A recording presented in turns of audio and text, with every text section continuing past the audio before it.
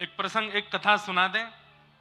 इस कथा से आप लोग गुरु कृपा को समझिएगा, और दो चार बातें और होंगी इसमें, उन पर ध्यान मत देना। एक गुरुजी थे, संत थे। तो उन संत का बहुत बड़ा आश्रम था, नदी के किनारे गंगा जी के तट पर। बहुत सारे साधु महात्मा उनके साथ रहते थे। एक बार उन गुरुजी का, सन्यासी महात्मा थे, किसी स्त्री पर मन आ गया और वो महात्मा जी ने ब्याह कर लिया। अब ब्याह करते ही महाराज जितने साधु महात्मा रहते थे मठ में, सब छोड़ छोड़ के जाने लगे। बोले ओहो, अब तो सब बर्बाद हो गया ना, तो भजन करने के लिए आए थे हम, तो घर बार छोड़ छाड़ के हमारे गुरुजी ने ही ब्याह कर लिया। सब छोड़ छोड़ के चले गए गुरुजी को, एक चेला नहीं गया। यहां पर गुरुजी की क्रिया पे ध्यान मत दीजिएगा, चेले के विश्वास पे ध्यान दीजिएगा। उसने गुरुजी का त्याग नहीं, तो गुरुजी बोले भाई सब तो चले गए, तुम भी चले जाओ। नहीं गुरुजी, मेरा आपके प्रति दृढ़ विश्वास है, आप जो कर रहे हैं, जो किया होगा, मुझे पता है कि सब सोच समझ के किया होगा, मेरे मन में संशय नहीं, मैं आपकी सेवा करूंगा। और आपको जो प्रिय है, हमारी गुरु मां, वो हमको और ज्यादा प्रिय, हम उनकी भी सेवा करेंगे। तो उस शिष्य ने गुरु का त्याग नहीं किया। वैकुंठ में बैठे हुए नारायण भगवान इतने प्रसन्न हो गए, लक्ष्मी जी से बोले देखो, गुरु निष्ठा इसको कहते हैं कि गुरु जी ने बेचारों ने कुछ भी किया हो, लेकिन शिष्य की निष्ठा देखो, गुरु के प्रति त्याग नहीं किया। लक्ष्मी जी बोली पर ऐसी, ये भी तो गलत बात है ना, गुरु जी गलत कर रहे हैं। बोले तो भाई शिष्य का शिष्यत्व है, वो तो स्वीकार करेगा, लेकिन हम कृपा गुरु जी पे नहीं करेंगे। शिष्य को जरूर हम वैकुंठ लेकर के आएंगे अपने साथ। ठाकुर जी गरुण जी पे बैठ के पहुंच गए, अर्धरात्रि का समय, और आंगन में जैसे ही गरुण जी आकर के विराजमान हुए, स्वर्ण की तरह चमक रहे हैं गरुण जी, और गरुण के ऊपर शंख चक्र गदा पद्म धारण करके ठाकुर जी बैठे हैं। नीचे खटिया पर शिष्य सोया था। भगवान ने उठाया, उठो। उठ करके उसने जैसे ही देखा, गरुण के ऊपर दिव्य तेजस्वी मणि की तरह चमक रहे नीलांबर श्री नारायण भगवान। हाथ पांव जोड़ के बोले जय जय, आप भगवान? बोले हां। आप मुझ पर कृपा करने आए हैं?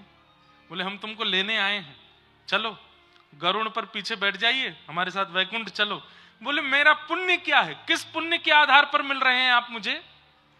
बोले तुम्हारे गुरु के प्रति निष्ठा, तुम्हारे गुरु अपने पद से च्युत हो गए, तुम्हारे गुरु ने अनर्गल विचार किए, लेकिन फिर भी तुमने अपनी निष्ठा का त्याग नहीं किया। चलो हम तुमको वैकुंठ लेके चलेंगे, तुम्हारी निष्ठा से हम प्रसन्न हैं।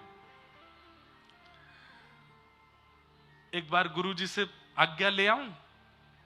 ठाकुर जी बोले हम प्रत्यक्ष तुम्हारे सामने खड़े, साक्षात भगवान तुम्हारे सामने खड़े, अब गुरु जी की आज्ञा लेने जाओगे? बोले कि उन्हीं की सेवा की कृपा से तो आप मिले, तो उनसे एक बार आज्ञा ले लूं कि गुरु जी मैं वैकुंठ जा रहा हूं, नहीं तो सुबह उठ के ढूंढेंगे कहां गया चेलाराम, एक बार बता तो आऊं उनको। ठाकुर जी बोले जाओ बताया हो। अर्धरात्रि का समय, गुरु जी सो रहे थे। गुरुदेव उठे, गुरु जी कहो बेटा क्या बात? आपकी कृपा से, आपके चरणों की कृपा से, आपकी आज्ञा से, आपके आशीर्वाद से मैं वैकुंठ जा रहा हूं। साक्षात शंख चक्र गदा पद्मधारी ठाकुर जी गरुड़ पर विराजमान होकर हमारे आश्रम में पधारे हैं, बाहर आंगन में ठाड़े हैं, मुझे लेने के लिए आए हैं। मैं आपको प्रणाम करके आज्ञा लेके जा रहा हूं। गुरु जी आज्ञा दो, मैं वैकुंठ जाऊं। गुरु जी बोले कहां है भगवान? बोले वो खड़े। गुरु जी ने बाहर झांक के देखा, कोई दिखे नहीं। बोले मुझे नहीं दिख रहे। बोले तुम पहले ठाकुर जी से कहो मुझे दिखें, मुझे दर्शन दें, तब मैं आज्ञा दूंगा। अरे गुरु जी अभी रुको। दौड़ के गया, ठाकुर जी? बोले जी मेरे गुरु जी को दर्शन दो, उनको जब आप दर्शन दोगे तब वो आज्ञा देंगे मुझे जाने की। भगवान बोले तुम्हारे गुरु के ऐसे कर्म नहीं है कि मेरे दर्शन कर पाए वो, तुम तो सीधी आज्ञा लो, चलो हमारे साथ। चेला बोला कि नहीं, गुरु जी को दर्शन नहीं दोगे तो मैं भी नहीं जाऊंगा, आप चले जाओ। ठाकुर जी बोले रुको हम होते हैं प्रकट। तुरंत प्रकट होकर ठाकुर जी ने दर्शन दिए। गुरु जी के हाथ पैर कांपे, आंखों से आंसू। जय हो ठाकुर जी, आपका मधुर दर्शन हो गया, बड़ी कृपा। चेला बोला गुरुजी अब आज्ञा, मैं जाऊं?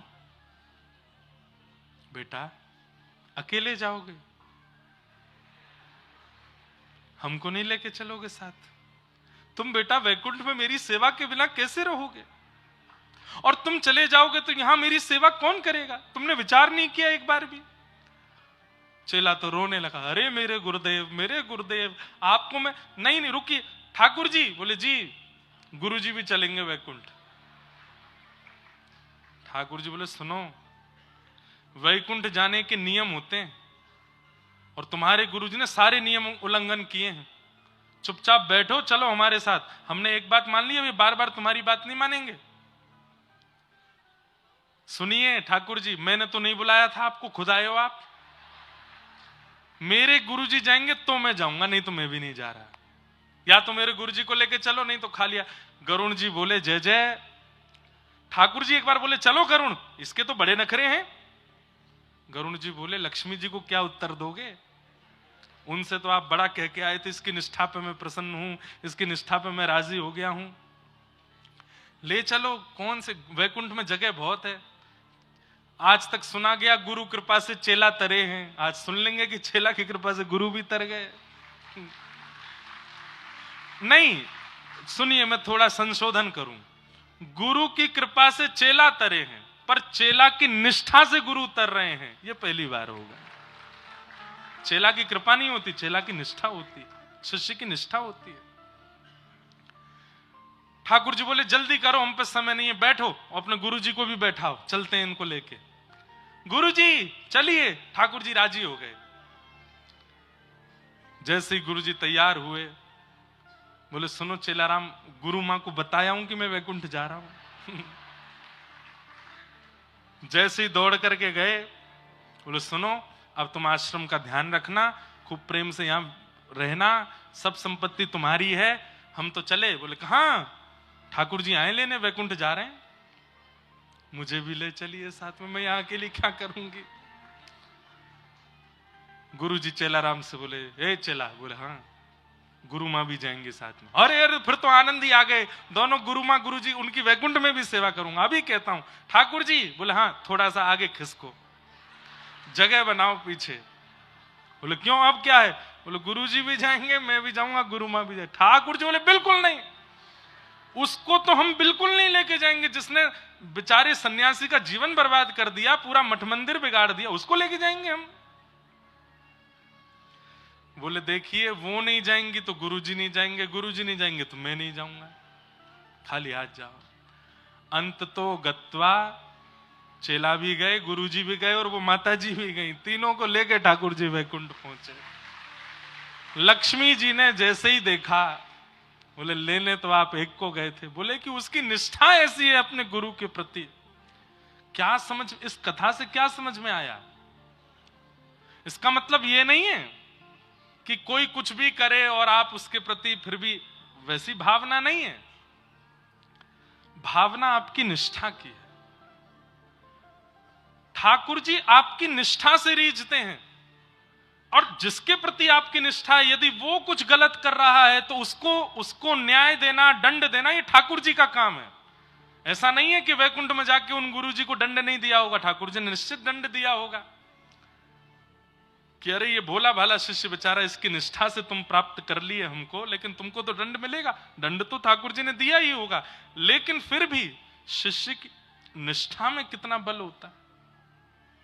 अरे हम एक बात कह दें तो कई बार तो शिष्य की निष्ठा गुरु का निर्माण श्रेष्ठ रूप में कर देती है, बस उसकी निष्ठा हो, ऐसी निष्ठा हो अपने गुरु के प्रति। ठाकुर जी दयावंत हो जाते हैं, ठाकुर जी को करुणा आ जाती है जब वो देखते हैं कि कोई कितनी निष्ठा करके बैठा है अपने गुरु के प्रति। उस निष्ठा से ठाकुर जी प्रसन्न हो जाते हैं। तो जीवन में एक पथ प्रदर्शक होना चाहिए। आपकी दुनिया सुनती है, पर आपके ऊपर भी कोई एक ऐसा होना चाहिए जिसकी आप सुनते हो। अगर ऐसा नहीं है तो आपका पद नष्ट होने से, आपको नीचे गिरने से कोई नहीं रोक सकता। अपने ऊपर एक रखिए जिसकी आप सुनते हो, जिसकी आप मानते हो, जिसकी आज्ञा गुरुणाम अविचारणीयाम गुरु की आज्ञा पर दूसरा विचार नहीं होना चाहिए। गुरु जी कह दें गौरी घाट चले जाओ जबलपुर, तो आप ये प्रश्न मत कीजिए कि करना क्या है वहां जाके। नहीं, गुरु जी ने कह दिया जाओ तो जाओ, वहां होगा क्या वो गुरु जी जाने। इतनी निष्ठा गुरु के प्रति होनी चाहिए। और ऐसी निष्ठा जब शिष्य के चित्त में आती है तो ठाकुर जी रीझ जाते हैं, ठाकुर जी प्रसन्न हो जाते हैं, ठाकुर जी उससे आनंदित हो जाते हैं। ठाकुर जी कहते हैं गुरु जी को पीछे छोड़, पहले तू प्राप्त कर मुझे, क्योंकि तेरी निष्ठा बहुत है। आजकल के लोग उसको अंधविश्वास कह देते हैं, आजकल के लोग उसको कुछ भी कह देते हैं, अरे ये तो पागल हैं, ये ऐसे वैसे। बोलने दीजिए, संसार का काम तो बोलना है। आप अपने गुरु के प्रति निष्ठा रखो। हमारे वृंदावन के पूज्य प्रेमानंद जी महाराज, आए दिन लोग उनके बारे में कुछ ना कुछ बोलते हैं। आए दिन लोग किसी ना किसी संत के बारे में, महापुरुष के बारे में, शंकराचार्य जी के बारे में, आद्य शंकराचार्य जी के बारे में, परंपराओं के बारे में खंडन करते ही रहते हैं। ये कलयुग ज्यों-ज्यों आगे बढ़ेगा खंडन और ज्यादा होगा। लेकिन आप अपनी निष्ठा को डगमगाने मत दीजिए, आप अपनी निष्ठा रखो। और हम सत्य बता रहे हैं, आज इतनी भीड़ दिख रही है कथा में, हमको इस बात से प्रसन्न नहीं होना चाहिए, अभिमान नहीं करना चाहिए कि इतने लोग कथा में आ रहे हैं। ये बहुत लंबे समय तक नहीं रहेगा। एक समय ऐसा आएगा कुछ वर्षों बाद, तो कथाएं नहीं होंगी, प्रवचन नहीं होंगे, सत्संग नहीं होगा, क्योंकि इन सब के पीछे दुनिया पड़ी है, इन सबको बंद करने के लिए, रोकने के लिए, खत्म करने के लिए। आज गौ हत्या के लिए कितने लोग आवाज उठाते हैं, कोई कुछ नहीं हो रहा है कहीं भी। एक समय यह भी होगा कि कथा भागवत हो, उसके लिए हमें आज्ञा दीजिए, परमिशन दीजिए, नहीं मिला करेगी। ये होगा तभी तो कलयुग प्रचंड होगा, तभी तो कलयुग बलवान होगा। तो बहुत अच्छे समय में है हम लोग कि हम कथा सुन पा रहे हैं आज, क्योंकि कुछ वर्ष बाद नहीं मिलेगी। हमसे कई लोग, महाराज जी भी कभी कहते हैं, पिताजी भी कहते हैं, कई लोग, लाला ने का आराम करे कर, इतनी भाग दौड़ मत करे कर, लगातार कथा मत करे कर। हम कहते हैं पिताजी कुछ समय की बात है, उसके बाद तो होनी नहीं है कथा, इसलिए अभी जितनी हो जाए कर लेते हैं। अभी जितने लोगों के चित्त में भक्ति स्थापित हो जाए करवा देते हैं, क्योंकि कुछ समय बाद कलयुग आक्रमण कथाओं में ही करने वाला है, श्रोताओं के चित्त पे ही करने वाला। रोक लगा दी जाएंगी। भगवान ना करे कि वो समय हमें देखना पड़े, पर आएगा जरूर। इसलिए भैया अभी कृपा है ठाकुर जी की, इस कृपा का अनुभव करके खूब कथाएं सुन लो, खूब अपने जीवन का उद्धार कर लो, खूब गुरु आश्रय करके मंगल में गति को प्राप्त कर लो, क्योंकि कल में परलय होएगी। बहुरी करेगो कब, आज ही करो, भजन तो अभी कर लो। गुरु कृपा। और गुरु के प्रति निष्ठा कैसी होनी चाहिए, एक पंक्ति में गाता हूं। हो तेरी शरण में आके मैं धन्य हो गया, तेरी शरण में आके मैं धन्य तो प्रयच्छति गुरु प्रीतो वैकुंठम योगी दुर्लभम। इस बात को विश्वास करने में अब कलयुग में लोगों को बड़ा श्रम होता है, लेकिन यह बात बिल्कुल सत्य है कि गुरु यदि आपकी सेवा से प्रसन्न हैं तो वह योगियों को दुर्लभ, ज्ञानियों को दुर्लभ जो वैकुंठ है वो गुरु की केवल प्रसन्नता से प्राप्त हो जाएगा। गुरु यदि प्रसन्न है तो। बंधुओं,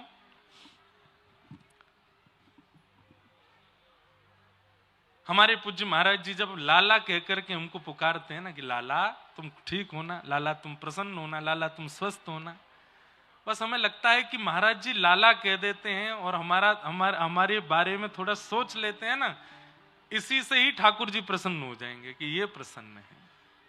हमारे पूज्य गुरुदेव भगवान पूज्य पिताजी महाराज 5 तारीख को वे भी कथा में यहां पधार रहे हैं।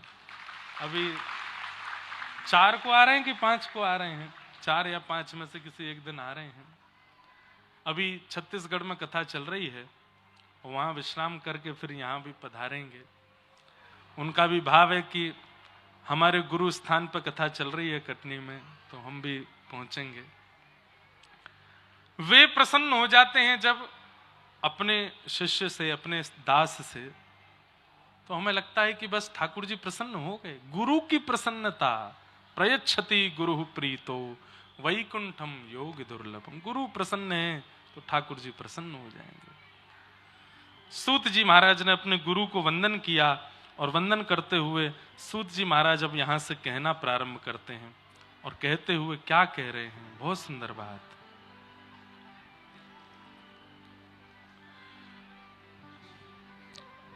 सवै पुंसां परो धर्मो यतो भक्ते यदोक्षजे अहैतुक्य प्रतिहतात्मा संप्रसीदति।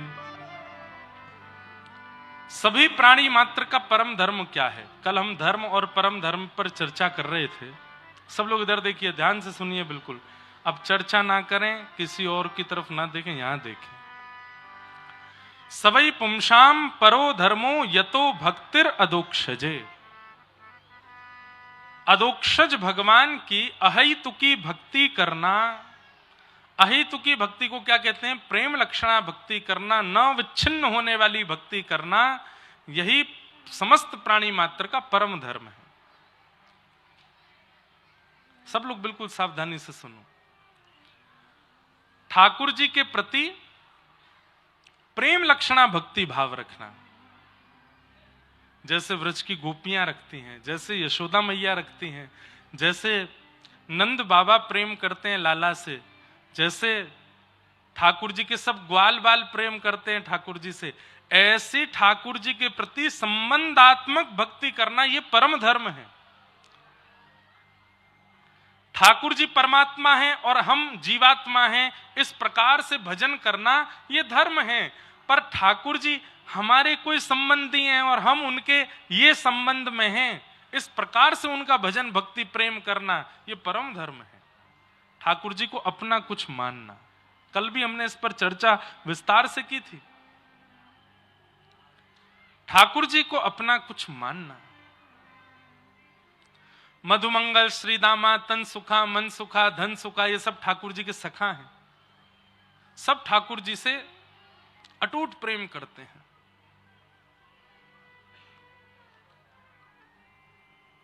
शास्त्रों में कहीं कहीं वर्णन आता है कि जब ठाकुर जी गौचारण करके लौटते हैं, वाह, आओ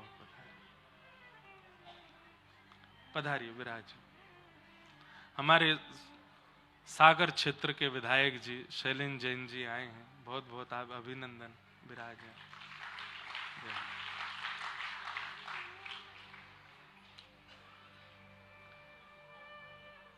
महाराज जी ये भी अद्भुत हैं।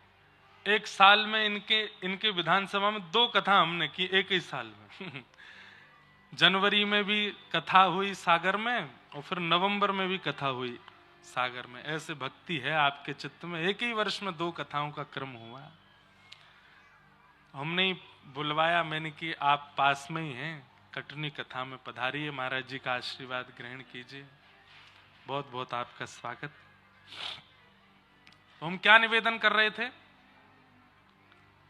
ठाकुर जी के प्रति संबंध बुद्धि रखना यह परम धर्म है।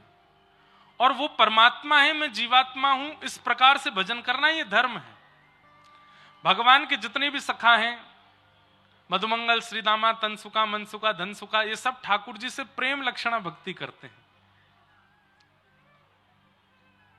ठाकुर जी से प्रेम कर। तो कहीं कहीं शास्त्रों में ऐसा वर्णन है कि जब ठाकुर जी गैया चराते हैं, बहुत ध्यान से सुनिएगा, जब ठाकुर जी गैया चरा करके लौटते हैं वापस नंद भवन, तो उस समय पर रोड तो होते नहीं थे, पक्के सीमेंट के रोड या गोल तार के रोड तो नहीं थे, रेत ही होती थी। तो रेत में ठाकुर जी के ग्वाल बालों के, गैयाओं के चरण चिन्ह, खुर के चिन्ह बन जाते थे। तो कहते हैं कि जब ठाकुर जी गैयाओं के बीच में चलते थे तो ग्वाल बाल इतर होकर के चलते थे, ठाकुर जी के संग नहीं चलते थे। एक दिन ठाकुर जी बोले, मधुमंगल, श्रीदामा, तनसुका, मनसुका, सबरे सखाओ इतकू आओ, तुम सबरे मोते दूर हटके काई को चलो, मेरे संग काई को ना चलो। तो देखिए सखा हैं पर सखा होते हुए भी उनकी भावना कैसी, क्या कहते हैं?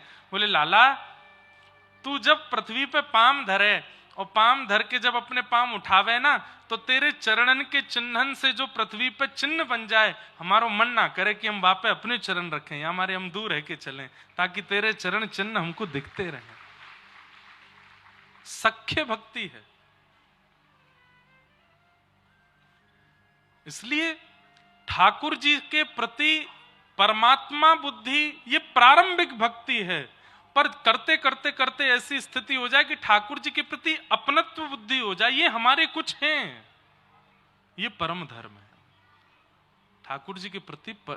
यही बात यहां की, सबई पुंसाम परो धर्मो यतो भक्तिर अदोक्षजे अहैतुक्य प्रतिहता ययात्मा संप्रसिद्धति। और भक्ति कैसी होनी चाहिए? अहैतुकी भक्ति। अहैतुकी किसको कहते हैं? अहैतुकी किसको कहते हैं? अहैतुकी भक्ति कहते हैं कि चाहे जीवन में जैसी परिस्थिति आ जाए, आपका विश्वास डगमगाता नहीं है ठाकुर जी के प्रति। चाहे धन से दिक्कत आ जाए, चाहे मन की दिक्कत आ जाए, चाहे तन की दिक्कत आ जाए, चाहे पारिवारिक पीड़ा आ जाए, लेकिन आपका विश्वास ठाकुर जी के प्रति एकजुट ही रहता है, एक रस ही रहता है। इसको अहेतुकी भक्ति कहते हैं। न नष्ट होने वाली, न कम होने वाली भक्ति अहेतुकी भक्ति है।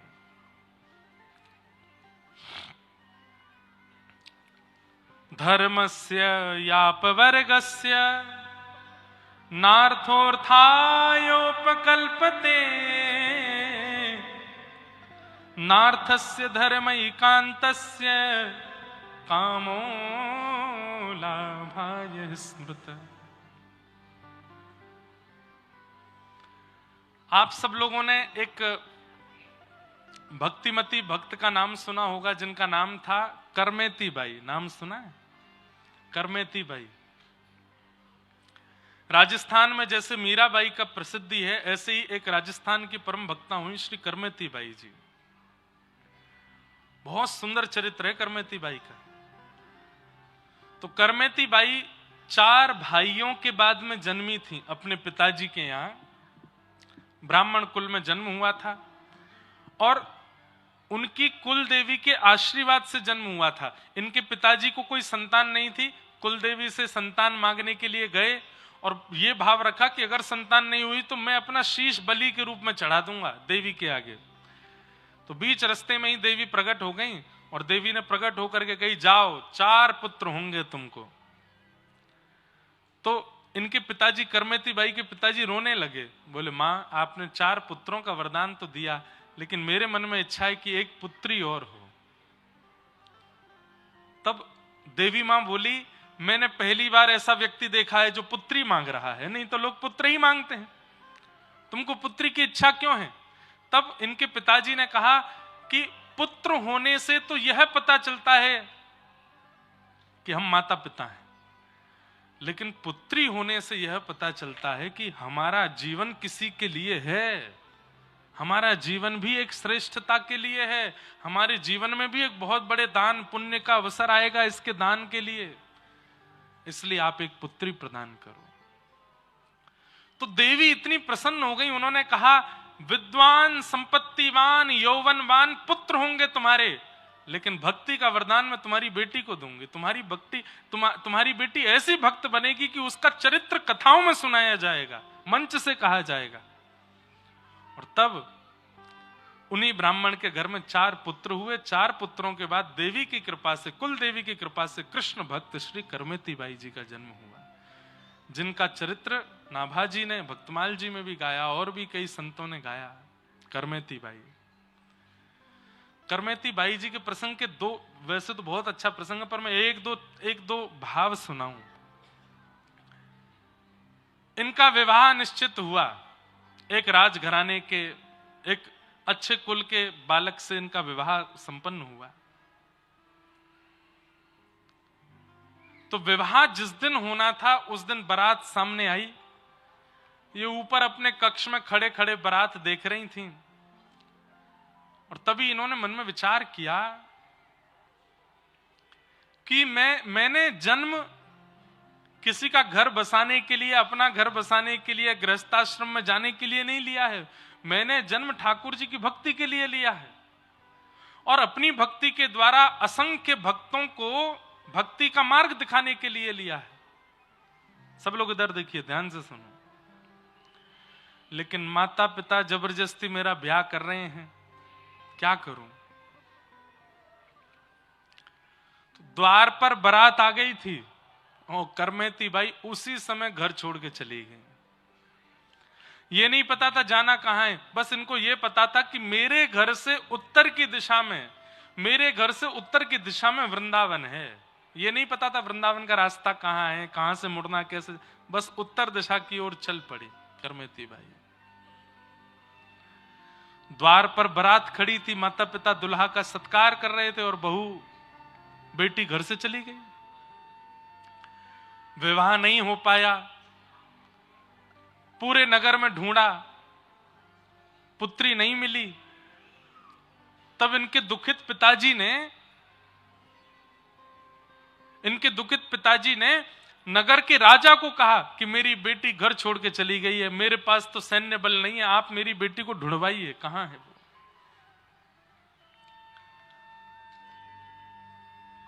तब राजा ने अपनी सेना लगा दी, बोले ढूंढ के लाओ, कहां गई है ब्राह्मण देवता की पुत्री। तो सेना दौड़ी, चप्पा चप्पा ढूंढने लगी, कहां है कहां है।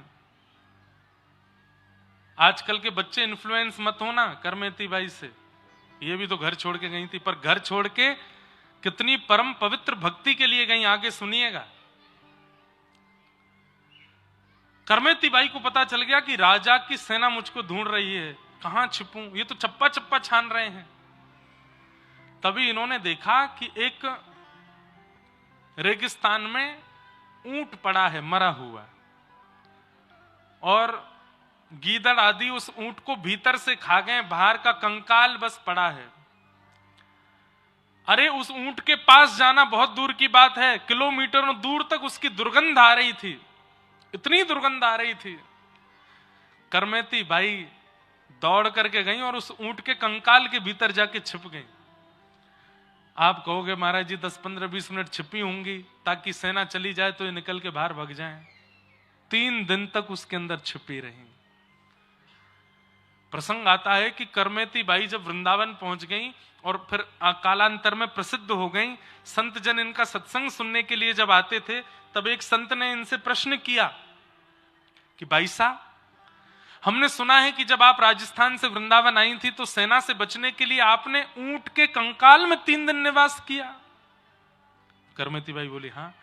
तो फिर उन्होंने कहा क्षमा कीजिएगा, बुरा मत मानिएगा, पर कोई जानवर मर जाता है तो उसके शरीर की दुर्गंध इतनी विष के समान होती है कि उसको एक बार कोई ले लेता है तो उस व्यक्ति का सिर दर्द करने लगता है। आप 3 दिन उस दुर्गंध युक्त ऊंट के पेट में कैसे बैठ गई?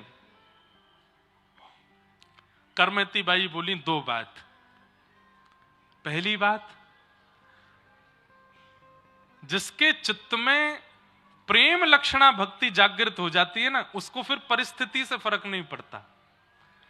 जिसके चित्त में प्रेम बढ़ चढ़ के बोलने लगता है कृष्ण भक्ति का, वृंदावन भक्ति का, और प्रेमी व्यक्ति को फिर परिस्थिति से फर्क नहीं पड़ता, वो प्रेम को प्रायोरिटी देता है। मेरे लिए वृंदावन पहुंचना जरूरी था, मेरे लिए कृष्ण की चरणार बिंदों की प्राप्ति जरूरी थी, मेरा मन बुद्धि चित्त सब कुछ कृष्ण का स्मरण और वृंदावन का स्मरण कर रहा था, इसलिए वो दुर्गंध मेरा कुछ बिगाड़ ना पाई। और दूसरी बात जो कही वो तो लाजवाब। करमेती बाई कहती हैं, भैया इससे भी ज्यादा दुर्गंध युक्त मलमूत्र से भरा हुआ मां का पेट होता है, जब हम उसमें 9 महीने गुजार सकते हैं तो कृष्ण की प्राप्ति के लिए 3 महीने दुर्गंध युक्त ऊंट के भीतर नहीं बैठ सकते। हम 9 महीने उस मलमूत्र के भांड पेट में रह के आ सकते हैं, तो कृष्ण प्राप्ति के लिए ये कंकाल रूपी ऊंट के गर्भ का जो दुर्गंध है ये तो कुछ भी नहीं थी उसके आगे।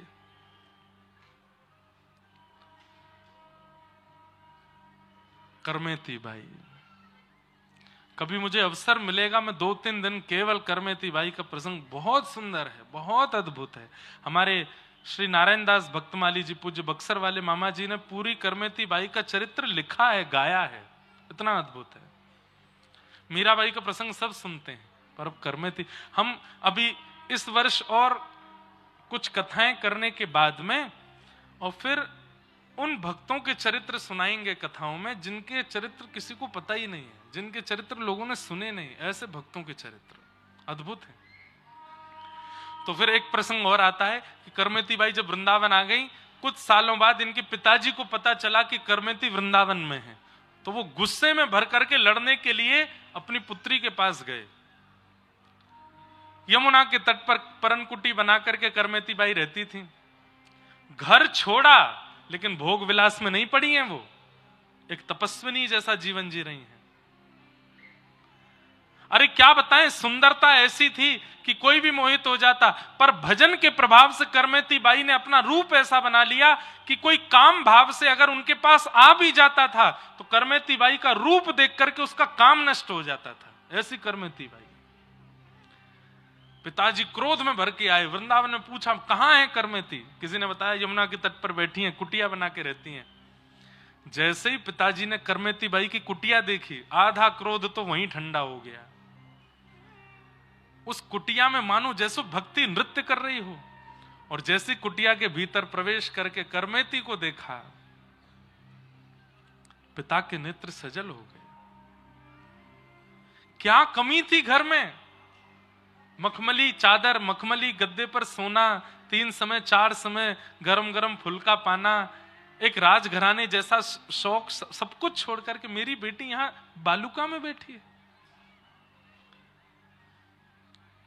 करमेती बाई ने नेत्र खोल के जब अपने पिता को देखा, प्रणाम किया, पिताजी आइए। कैसे आए? ममता नहीं है चित्त में कि रोने लग गई हूं ना। बोले बेटी मेरे अंदर क्रोध तो बहुत था पर पता नहीं कहां चला गया, लेकिन एक प्रश्न अभी तक मेरे चित्त से नहीं गया है, उस प्रश्न का उत्तर जानने आया हूं मैं। बोले क्या पिताजी? तूने एक बार भी विचार नहीं किया कि मेरे पिता की नाक कट जाएगी, मेरे पिता को समाज में मुंह कैसे दिखाएंगे अगर मैं घर छोड़ के भाग गई तो? मेरे द्वार पर बारात खड़ी थी लाली, एक परिवार अपना पूरा घर सजा करके और किसी दूसरे परिवार के स्वागत में वहां खड़ा था। एक व्यक्ति दुल्हा बनकर के आया, उसके माता पिता सब परिवार लोग आए। तूने एक नहीं 2-2 परिवार और पूरे कुल में मेरी नाक कटा दी। तूने एक बार भी विचार नहीं किया कि मेरे पिता के साथ क्या होगा अगर मैं ऐसा करूंगी तो? माना तेरी भक्ति प्रधान है, माना तेरा वृंदावन आना निश्चित है, माना कि तुझे कृष्ण भक्ति चाहिए, लेकिन तूने अपने पिता का चिंतन क्यों नहीं किया?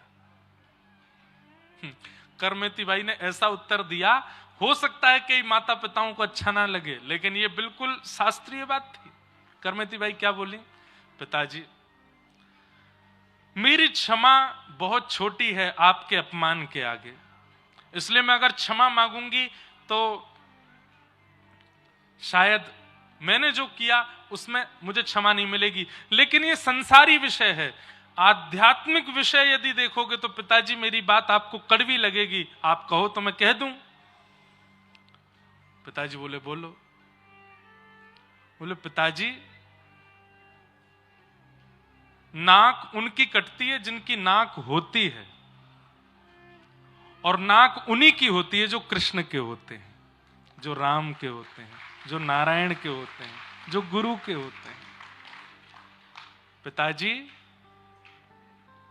संसार के विषय भोगों में, इस संसार के लोक रंजन में, इस संसार के लोग जो कभी किसी के नहीं हो सकते, इनके लिए नाक बचाने के लिए आप अपनी भक्त बेटी का एक विषयी जीव से ब्याह कर रहे थे। नाक आपकी नहीं कटी पिताजी, अगर ब्याह हो जाता तो मेरी कट जाती, क्योंकि मैं कृष्ण की हूं, मैं राम की हूं, और उसके बाद भी एक विषयी व्यक्ति को अपने जीवन में आने का अवसर देती मैं, मेरी नाक कटती पिताजी। नाक तो उनकी होती है जो ठाकुर जी के होते हैं। आपको फिर भी लगा कि मैंने अपराध किया, तो इस अपराध की भरपाई मैं केवल एक भाव से कर सकती हूं, सालों से जिनकी सेवा कर रही हूं ठाकुर जी की, अब ये मैं आपको प्रदान करती हूं, इनकी सेवा करो। आपके अब मैं नहीं हूं आपके यहां, मेरी जगह ये विराजेंगे। और अपने घर के ठाकुर जी दिए। पिताजी के चित्त का जितना विषाद था सब चला गया। और करमेती बाई के ठाकुर जी आज भी राजस्थान के सीकर जिले में विराजमान है, वही ठाकुर जी, उनको लाकर के पिताजी ने विराजमान किया। और माता पिता का वह नाक कट गई वाला विषाद निकल गया और वे दोनों भी कृष्ण भक्त होकर के भगवत धाम की प्राप्ति कर गए। ऐसी करमेती बाई, उनका प्रसंग, बंधुओं मीराबाई, करमेती बाई, इनके प्रसंग सुन लीजिए, इन जैसा बनना बहुत मुश्किल है। पर परम धर्म कहते भी ऐसी ही भक्ति को हैं। हम आप जो कर रहे हैं वो धर्म है, पर इस प्रकार की जो भक्ति है उसे परम धर्म कहते हैं। जो ठाकुर जी के प्रति इतनी प्रीति, इतना लगाव, इतना कि सर्वस्व त्याग दिया ठाकुर जी के लिए, ऐसी भक्ति, इसी को परम धर्म कहते हैं। धर्मस्य यापवर्गस्य नार्थोर्थायोपकल्पते, नार्थस्य धर्मैकान्तस्य कामो लाभाय स्मृत। धर्म कैसा है? बोले अपवर्ग है। बहुत ध्यान से सुनिएगा, बड़ा अच्छा प्रसंग है ये, बड़ी अच्छी बात बता रहे हैं यहां सूत जी। धर्मस्य आपवर्गस्य, धर्म पवर्ग नहीं है, अपवर्ग है। पवर्ग में 5 शब्द आते हैं, प फ ब भ म। पवर्ग शब्द होते हैं हिंदी वर्णमाला में, प फ ब भ म। तो पा से बनता है पाप, फ से बनता है फल, ब से बनता है बंधन, भ से बनता है भय और म से बनता है मृत्यु। इन 5 योजनाओं में की गई भक्ति को श्रेष्ठ नहीं बताया गया। मतलब पाप करने के बाद भजन करना, पाप करने से पहले करना चाहिए था, अब पाप हो गया, अब डर के कारण भजन में लग गए, डर के कारण हनुमान जी के पास, शनि महाराज के पास, कुल देवता के पास, कुल देवी के पास घूम रहे हैं, हमसे पाप हो गया। वो भजन भजन नहीं माना जाता, वो प्रायश्चित्त माना जाता है। उस भजन के फल से ठाकुर जी प्रसन्न नहीं होते, आपके पाप को नष्ट करते हैं, इसलिए उसको श्रेष्ठ भजन नहीं माना गया। पाप के बाद किया गया भजन, फल की प्राप्ति से किया गया भजन, उसको भी श्रेष्ठ नहीं माना जाता। किसी कामना से किया गया भजन, प फ फिर आता है ब, यानी कि बंधन युक्त, बंधन मुक्त होने के लिए किया गया भजन, उसे भी श्रेष्ठ नहीं माना जाता। भ यानी कि भय से किया गया भजन, डर के मारे, हनुमान चालीसा, भूत पिशाच निकट नहीं आवे, महावीर जब नाम सुनावे, ना सरो घरे सब पीरा। रात में कई बार सो रहे होते हैं। अब हम जहां रुके हैं कटनी में, बहुत बढ़िया जगह है, बहुत बढ़िया निवास है, इतना बढ़िया सुंदर घर है, लेकिन वहां सामने ही रेलवे लाइन है। तो जिस दिन मैं रात्रि में आया, और सर्दियों में पंखा वैसे ही नहीं चलते हैं, तो बिल्कुल सुनसान, रात में 3 बजे रेल का हॉर्न बजा, पौं, और 3 बजे, अब नई जगह, जैसे तैसे तो मुझे नींद आई थी, और कम से कम 40 घंटे का जगा हुआ था मैं। और जैसे ही वो आवाज आई, तो आवाज भी, हॉर्न भी बजता है 2-4 सेकंड तक, तो मैं थोड़ी देर तो यही देखता रहा, कौन कोई चुड़ैल आ गई क्या यहाँ पे, कौन चिल्ला रहा है। और वास्तव में मन से निकला, भूत पिशाच निकट नहीं आवे, महावीर जब नाम सुनावे। और फिर जब घड़घड़ आवाज, अरे मैंने की रेलवे लाइन है सामने। फिर पर्दा हटा के देखा तो मैंने की ओहो। तो भय से किया गया भजन, उसको भी श्रेष्ठ नहीं माना जाता। बिना किसी कारण के भगवत स्मृति होनी चाहिए। और 5वां बताया गया मां, यानी कि मृत्यु के समय समीप आने पर किया गया भजन। किसी ने बता दिया कि भाई तुम्हारे तो 6-7 महीना ही बचे हैं बस, और लग गए महाराज, कभी यहां पूजा वहां पूजा, ये करो वो करो, ऐसे करो वैसे करो, ये कर दो, कोई लाभ नहीं। या फिर किसी ज्योतिषी ने नहीं भी बताया, जीवन ही पूरा होने वाला है, समय हो गया, अब मरणासन अवस्था की ओर जा रहे हैं, बाल सारे पक गए, दांत सारे टूट टाट गए, आंखों से दिखता नहीं है, चला जाता नहीं, समझ गए कि अब तो मृत्यु आने वाली है। बोले अब क्या करें? बोले अब तो भैया तीर्थ का लाला हमको, गंगा जी नवा दो, जमुना जी नवा दो, कोई फायदा नहीं। हमारा कहने का मतलब है जीवन भर नहीं किया और अंतकाल में यदि धर्म का स्मरण कर रहे हैं तो उसका कोई फायदा नहीं है। उसका यही समझिए कि घर में आग लग गई, आप कुआं खोद रहे हो, अरे अब क्या फायदा। पहले ही कुआं, घर बनने से पहले कुआं बनना चाहिए था, ताकि कभी आग लगे तो तुरंत जल निकाल के। पुरानी बात है, आजकल तो वो लग जाते हैं, क्या बोलते हैं उसको, फायर वाले अंदर लग जाते हैं। घर में आग लगे तो तुरंत बुझा दो। भजन क्या है? पाप की अग्नि, भोग की अग्नि, माया की अग्नि अगर कभी हमारे जीवन रूपी घर में लगे तो हम भजन के माध्यम से उसको तुरंत शांत कर दें। अब जीवन भर तो आपने उस अग्नि को शांत किया नहीं, उसको भोग विलासों में सब व्यस्त कर दिया, अंतकाल में याद कर रहे हो, कोई फायदा नहीं। तो पाप, फल, भय, बंधन और मृत्यु, इन पंच भावों में किया गया भजन, उसको उचित भजन नहीं मानते। धर्म तो बिना इन पंचों के होना चाहिए, बिना निष्काम होना चाहिए। आगे भगवान के अवतारों के विषय में बताया। श्रीमद् भागवत जी की रचना कैसे हुई, इस विषय को प्रतिपादित किया गया। अनेक वेद पुराणों की रचना करने के बाद वेद व्यास जी का चित्त शांत नहीं था। तब नारद जी महाराज ने आकर के कहा, व्यास जी ऐसे ग्रंथ की रचना करो, ऐसे भाव की रचना करो जिसको सुनकर के बड़े बड़े योगी, जपी, तपी और निर्ग्रंथा ठाकुर जी से प्रेम करने वालों का कल्याण हो। तब वेद व्यास जी महाराज ने श्रीमद् भागवत की रचना की, जहां पर भगवान का ऐश्वर्य नहीं, भगवान का प्रेम दिखाया गया। ऐश्वर्य ग्रंथ तो बहुत सारे हैं, लेकिन ठाकुर जी का प्रेमास्पद, ठाकुर जी के प्रेम को प्रतिपादित करने वाला ग्रंथ श्रीमद् भागवत है। नारद जी महाराज ने पूर्व जन्म की कथा सुना करके वेद व्यास जी को प्रोत्साहित किया और श्री वेद व्यास जी महाराज ने भागवत की रचना की। अब बहुत ध्यान से सुनिएगा। श्रीमद् भागवत की रचना हो गई।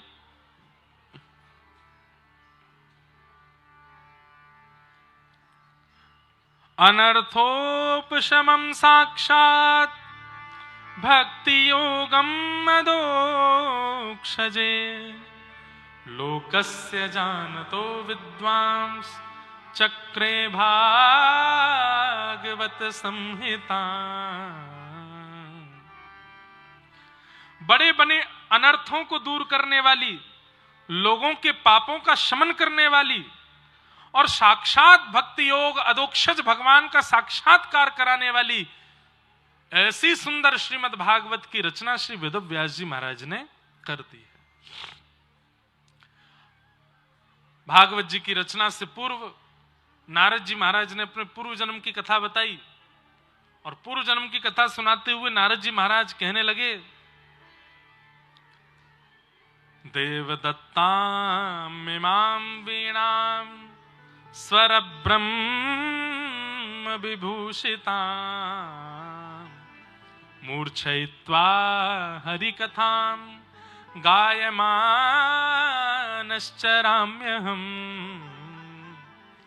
ये जिस राग में अभी हम श्लोक गा रहे हैं ना, ये राग ठाकुर जी का सबसे प्रिय राग है। हमको संगीत ज्यादा नहीं आता, कहीं आप ये मत सोचना कि हम बहुत बड़े मार्तंड हैं संगीत के, पर थोड़ा बहुत आता है, ज्यादा नहीं आता। ये राग जो लोग कंठ वाले यहां बैठे हैं, जिनके पास बढ़िया कंठ है, ध्यान से सुनिएगा। ये राग ठाकुर जी को बहुत प्रिय है। इसका नाम है केदार राग। कौन सा राग? केदार ही है ना भैया? ठीक है, यही हमारे गुरुजन हैं, यही सिखाते हैं हमको, यही बता देते हैं, मंच पे जाके ऐसा बोल देना आप। केदार ठाकुर जी का इतना प्रिय राग है। हमारे भारत के गुजरात प्रांत में परम भागवत श्री नरसिंह मेहता जी का जन्म हुआ। नरसिंह मेहता कौन? मुचकुंद के स्वरूप, मुचकुंद के अवतार श्री नरसिंह मेहता जी। और श्री नरसिंह मेहता जी को भगवान ने प्रसन्न होकर के ये राग दिया है। किसी को ठाकुर जी ने भजन दिया, किसी को ठाकुर जी ने नाम दिया, किसी को ठाकुर जी ने स्वरूप दिया, किसी को ठाकुर जी ने प्रकट होकर अपनी प्रतिमा दी, किसी को ठाकुर जी ने यज्ञ अनुष्ठान दिया, किसी को ठाकुर जी ने गुरु दिए, पर नरसिंह मेहता जी को ठाकुर जी ने ये राग दिया। बोले जब जब तुम इस राग को गाओगे मैं आऊंगा, मैं तुम्हें दर्शन दूंगा। तो नरसिंह मेहता जी जब इस राग को गाते थे ठाकुर जी आते थे। राग केदार बहुत सुंदर है, ठाकुर जी को बहुत प्रिय है। हम नरसिंह मेहता जी के भाव से कभी कभी श्लोक इस राग में गाते हैं। तो नारद जी महाराज क्या कह रहे हैं यहां पे, बहुत समझने जानने योग्य बात है।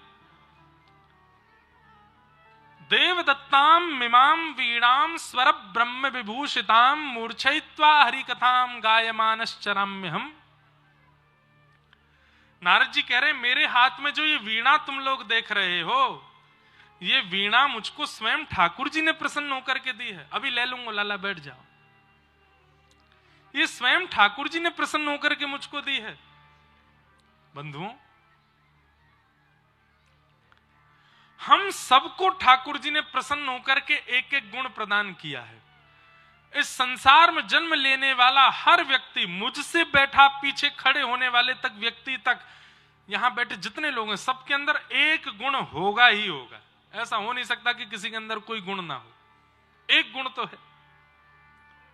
किसी के अंदर गायन का गुण है, किसी के अंदर नृत्य का गुण है, किसी के अंदर भोजन बनाने का गुण है, किसी के अंदर व्यवस्था संभालने का गुण है, किसी के अंदर तैयार होने का गुण है, किसी के अंदर तैयार करने का गुण है, किसी के अंदर उलझी हुई बातों को सुलझाने का गुण है, किसी के अंदर लड़ाइयां शांत कराने का गुण है, और किसी के अंदर आंच लगाने का भी गुण है। किसी की नहीं बिगड़ रही हो तो उसको बुला दो, तो सब में बिगड़वा देगा। सबके अंदर कोई ना कोई गुण तो है। लेकिन हमारी एक बात सुनिएगा, गुण किसको कहते हैं? गुण किसको कहते हैं? जिससे संसार रीझता है उसको गुण कहते हैं। और वो हम सबके पास है। कोई ना कोई एक ऐसा गुण है जिससे संसार रीझ रहा है। बहुत ध्यान से सुनिएगा, जिस दिन आपने अपने उस गुण को संसार को रिझाने में ना लगा के ठाकुर जी को रिझाने में लगा दिया, उसी दिन आपका भजन सफल हो जाएगा। किसी को गाना आता है, बहुत अच्छा गाता है, महाराज जब वो जाकर के मंच पर गाना शुरू करता है तो लोग बाग वाहवाही करने से कम नहीं रहते। ऐसा व्यक्ति अगर लोक रंजन, सांसारिक रंजन के लिए ना गा करके जिस दिन ठाकुर जी के लिए गाना शुरू कर देगा, उसका गायन ही ठाकुर जी को प्रकट कर देगा। किसी को नृत्य करना आता है लेकिन संसार के सामने नहीं नाचता, एकांत में कमरा बंद करके नृत्य करे, ठाकुर जी के आगे नृत्य करे, तो ठाकुर जी उसके नृत्य से प्रसन्न हो जाएंगे। किसी को प्रसाद भोजन बनाना आता है, बढ़िया बढ़िया सब्जी, बढ़िया रोटियां, अलग अलग प्रकार की चटनियां बनानी आती हैं। अब वो हमेशा इसीलिए बनाता मेरे पति प्रशंसा कर दें, मेरे बच्चे प्रशंसा करें ना।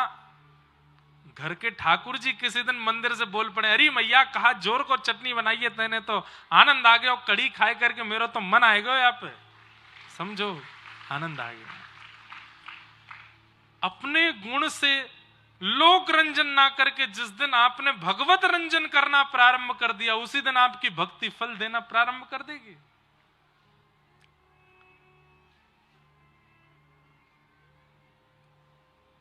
नरसिंह मेहता बहुत अच्छा गाते थे।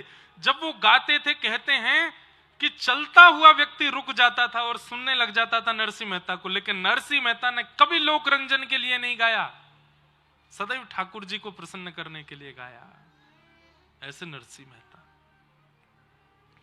नारद जी महाराज कह रहे हैं, ये वीणा जो मेरे हाथों में तुम देख रहे हो, ये ठाकुर जी ने प्रसन्न होकर के मुझको दी है। तब वेदव्यास जी बोले, आपने ऐसा क्या किया कि ठाकुर जी आपसे प्रसन्न हो गए? तब नारद जी बोले, मैंने ठाकुर जी को गायन सुनाया था, ठाकुर जी को कुछ गा के सुनाया था। तो फिर वेदव्यास जी बोले, आपने गायन कहां से सीखा? तब नारद जी बोले, बड़ी कथा है, सुना दूं? बोले हाँ सुनाओ। तब नारद जी बोले, सुनो, एक बार की बात है, वैकुंठ में एक संगीत की प्रतियोगिता हो रही थी, और भगवान श्रीमन नारायण शेष नाग पर पौड़े पौड़े संगीत सुन रहे थे। जैसे रंगनाथ भगवान आपके कट्टी में विराजमान है शेष नाग पर। बंधुओं, ये कौन सी मुद्रा है पता है? ये राजी वाली मुद्रा है। राजी वाली मुद्रा समझे? जैसे घर में बच्चों को कोई बात मनवानी हो माता पिता से, तो माता पिता बैठे हों तब नहीं मानेंगे, माता पिता खड़े हों तब नहीं मानेंगे, लेकिन माता पिता ने लेट जाए, थोड़ी आंखों में नींद सी भरी आए, तब कहो पिताजी कल हम धुआंधार घूमने चले जाएं, तो लेटे लेटे पिताजी बोल देंगे नहीं जाना। पिताजी मान जाओ ना, थोड़े चरण दबा दो, कल घूम आते हैं। अच्छा ठीक है चले जाना। सुबह उठ के पिताजी बोले मैंने मना किया था नहीं जाना। पिताजी आपने कह दिया था, आप मान जाओ। अच्छा ठीक है जाओ। ये ऐसी मुद्रा है ठाकुर जी की कि इस मुद्रा में कोई प्रार्थना करो ठाकुर जी हाँ ही बोल देते, ठीक है हो जाएगा, राजी हैं हम, प्रसन्न, जाओ करो। आराम की मुद्रा है। व्यक्ति जब रिलैक्स मोड में होता है तो सब स्वीकार कर लेता है। तो रिलैक्स मोड में है, यहाँ रंगनाथ भगवान ऐसे लेटे हैं, पौड़े हुए हैं। और रिलैक्स मोड में व्यक्ति उग्र मोड में हो, अब यही शंख चक्र गदा पद्मधारी ऐसे खड़े हों ठाकुर जी, पीछे भी रिलैक्स मोड में ही है, चल रहे हैं, ऐसे खड़े हो ना, आप कहो ठाकुर जी ये कृपा कर दो, तो ठाकुर जी जांच करेंगे, पड़ताल करेंगे, पूरी तहकीकात करेंगे, तब कृपा करेंगे। लेकिन पौड़े हैं, बिल्कुल आराम फरमा रहे हैं, रिलैक्स मोड में है, उस समय कहो ठाकुर जी ये कृपा कर दो, हो गई, डिस्टर्ब मत करो, चलो जाओ हो गया तुम्हारा काम, जाओ। तो यहां रिलैक्स मोड में है ठाकुर जी, रंगनाथ महाप्रभु। लेकिन हाँ, संसार मत मांगना, मांगो तो भक्ति ही मांगो, मांगो तो विचार। एक बात बोलूं, ठाकुर जी से क्या मांगना चाहिए? अगर मांगो तो बताऊंगा, मांगोगे? ठाकुर जी से क्या मांगना चाहिए कि हे ठाकुर जी हमें सरल बना दो, हमें सहज बना दो, हमें डाउन टू अर्थ बना दो, हमें ज्यादा चतुर चालाक नहीं, हमें भोंदू बना दो, हम बहुत चतुर हो गए नाथ। आप ठाकुर जी से स्वभाव मांगोगे ना, ठाकुर जी भर भर के देंगे आपको। हमने सदैव ठाकुर जी से ऐश्वर्य मांगा है, संसार मांगा है, विचित्रताएं मांगी हैं। ठाकुर जी से स्वभाव की याचना करो कि ठाकुर जी हमारा स्वभाव सरल कर दो, ठाकुर जी हमारे हृदय को पवित्र कर दो, हम बहुत दोष देखने लगे हैं लोगों में, हमें सरल बना दो। आज जाके रंगनाथ भगवान से मांगिएगा, हे नाथ हमें सरल बना दो। अरे आप और कुछ मांगेंगे तो रंगनाथ भगवान कहेंगे जाओ जाओ दिया, परेशान मत करो। लेकिन आप रंगनाथ प्रभु के सामने जाके कहोगे हे रंगनाथ मेरे हृदय को सरल बना दो, तो ऐसे पौड़े पौड़े ठाकुर जी एक बार तो उठ के बैठ जाएंगे, हैं क्या मांग रहा है, मेरे चित्त को सरल बना दो। वाह भैया, ये तो कभी किसी ने नहीं मांगा, जा तुझे दूंगा, इससे भी ज्यादा बढ़िया दूंगा। सरल बनो, सहज बनो। तो नारद जी महाराज कथा सुनाने लगे कि एक बार वैकुंठ में एक प्रतियोगिता हुई। सब लोग सावधानी से सुनिएगा। कैसी प्रतियोगिता? संगीत की प्रतियोगिता। और संगीत की प्रतियोगिता में ठाकुर जी पौड़े थे शेषनाग के ऊपर। नारद जी बोले 33 कोटि देवता वहां पर इकट्ठे हुए थे, सब संगीत की प्रतियोगिता देखने आए थे, मैं भी गया। पर हम ठाकुर जी के इतने मुंह लगे हैं, हम पीछे नहीं बैठते, हम फलांगते हुए आगे गए। और शेषनाग, जैसे ये शेषनाग हैं, ठाकुर जी यहां पौड़े, ऐसे शेषनाग से कमर लगा के मैं बैठ गया। नारद जी बता रहे हैं, ठाकुर जी को प्रणाम करके शेषनाग से कमर लगा के बैठ गए, सुनने लगे संगीत। पौड़े पौड़े ठाकुर जी ने सोचा सरस्वती जी गा रही हैं, हा हा हु गंधर्व गा रहे हैं, देवादिदेव महादेव शंकर गा रहे हैं, सब बहुत अच्छा गा रहे हैं, लेकिन कैसा हो कि किसी दिन मेरा नारद भी गावे, मेरा नारद भी कुछ गा के सुनाए। पर नारद जी को तो सारे गामा पध निसा का सा भी नहीं आता, बिल्कुल गायन नहीं आता था नारद जी को। तो ठाकुर जी ने अपने पैर के अंगूठे से नारद जी के गले पे थोड़ी ऐसे खुजली की। नारद जी बोले जी भगवान आज्ञा, तुम यहां क्या कर रहे हो?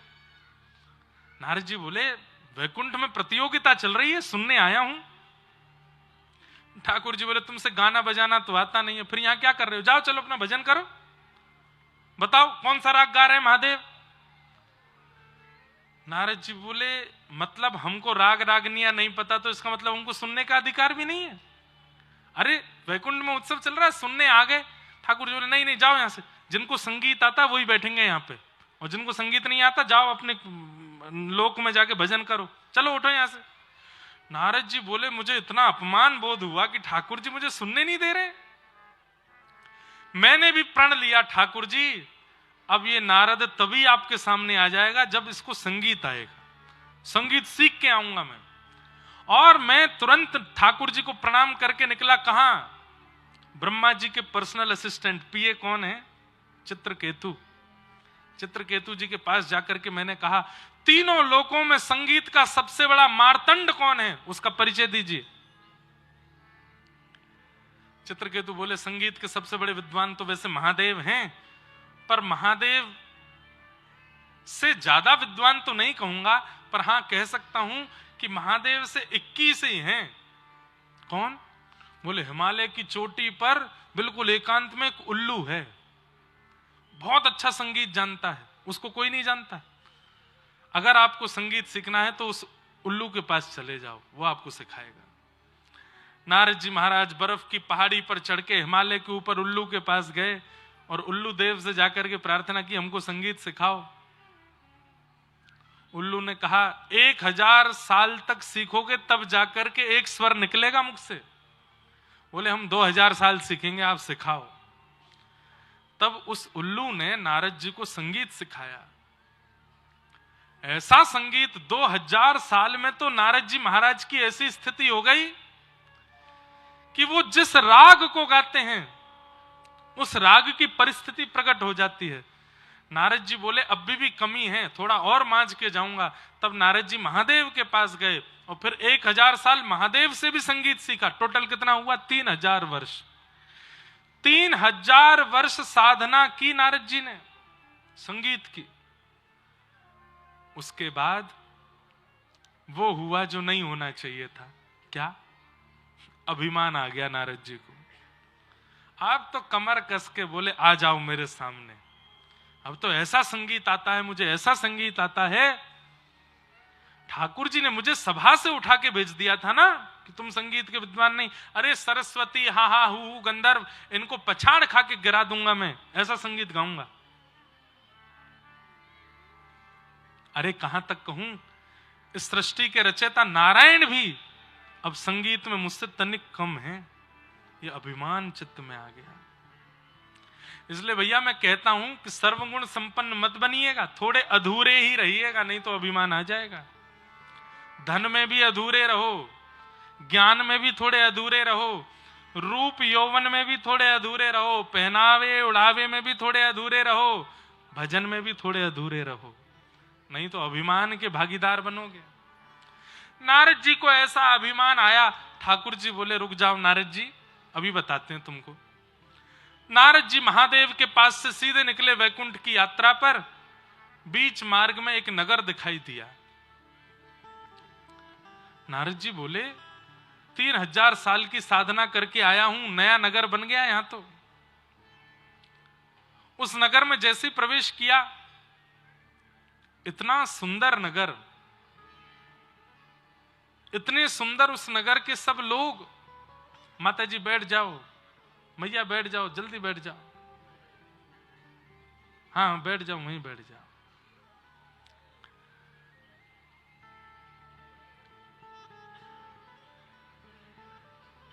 नारद जी महाराज उस नगर को देखकर के बड़े प्रसन्न हुए। वो इतना सुंदर नगर, वहां के लोग बाग और भी ज्यादा सुंदर, उनकी आंखें सुंदर, नाक सुंदर, बोली सुंदर, कान सुंदर, चाल सुंदर।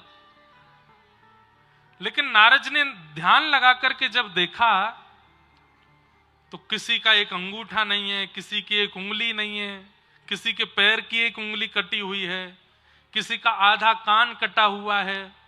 मतलब कोई भी सर्वांगीण अंग से युक्त नहीं था, कोई ना कोई अंग उसका नहीं है।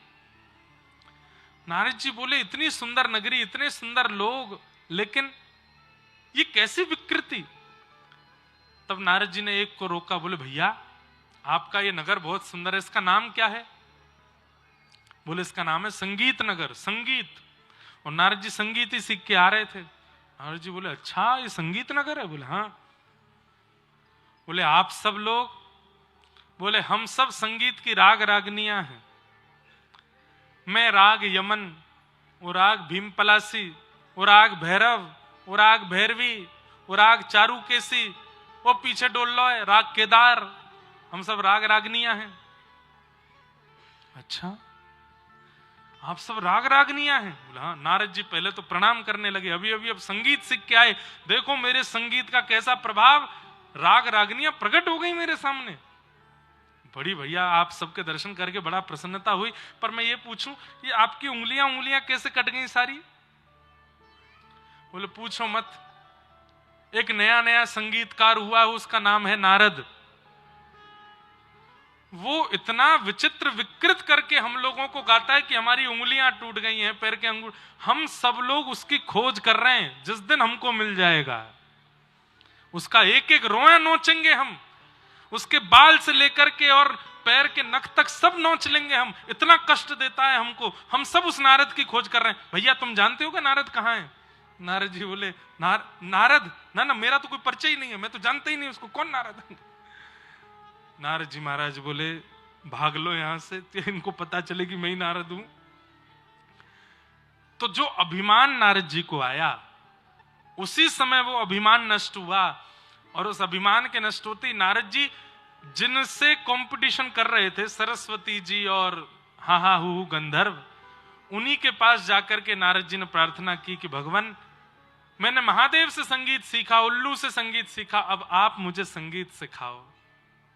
और मेरे संगीत का कारण आपको हराना नहीं, मेरा संगीत का कारण केवल मेरे वैकुंठ पति श्री रंगनाथ प्रभु को रिझाना है, वो बस प्रसन्न हो जाएं, वो आनंद में आ जाएं, इसलिए मुझे संगीत सीखना है, कृपा करो। अभिमान जैसे ही नष्ट हुआ, तुरंत भगवान प्रकट हो गए और प्रकट होकर के बोले नारद यदि ये अभिमान पहले दिन ही नष्ट हो गया होता तो तुम्हें 3000 वर्ष तक संगीत सीखने की आवश्यकता नहीं थी। किसी गुण को धारण करने में वर्ष तब लगते हैं जब उसका अहम चित्त में हो। अहम शून्य होकर के व्यक्ति जब किसी वस्तु को धारण करना चाहता है तो वो क्षण भर में प्राप्त हो जाती है। अब तुम संगीत के बहुत बड़े विद्वान हो गए हो, चलो वैकुंठ में चल करके हमें कुछ सुनाओ। पहले सरस्वती जी ने गा के सुनाया, उसके बाद हा हु गंधर्व ने गा के सुनाया, लेकिन जैसे ही नारद जी ने गाना प्रारंभ किया, आहा भूलोक नृत्य करने लगा, भुवः लोक नृत्य करने लगा, स्वर्ग लोक नृत्य करने लगा, पाताल नृत्य करने लगा, नरक लोक नृत्य करने लगा। और सब नृत्य करते करते करते करते रंगनाथ भगवान भी अपने शेष नाग पर खड़े होकर के नृत्य करने लगे। इतना आनंद दिया नारद जी ने। ठाकुर जी बोले मुझे कुछ देना है, मुझे कुछ उपहार देना है नारद को। तभी सरस्वती जी ने एक वीणा ला करके दी और श्री ठाकुर जी ने वही वीणा श्री नारद जी को प्रदान की है। बोलो भक्त वत्सल भगवान की।